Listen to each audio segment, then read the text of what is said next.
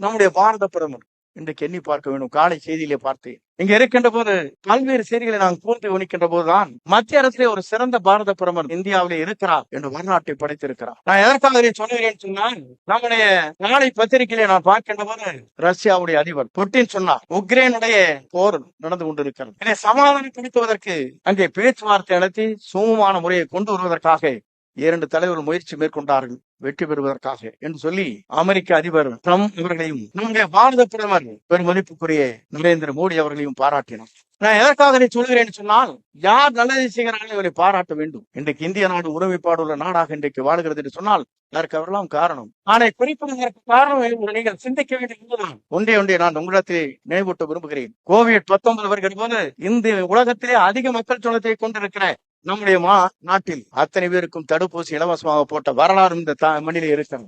மட்டுமல்ல, இந்திய நாட்டிலே எல்லைக்கோடு என்று சொல்வார்களே, இந்த எல்லைக்கோட்டிலே நாம் இன்றைக்கு பாதுகாப்போடு வாழ்கிறோம் என்று சொன்னால் அதற்கு அவர்கள்தான் காரணம் என்பதை நான் இந்த நேரத்தை கோடிட்டு காட்ட விரும்புகிறேன்.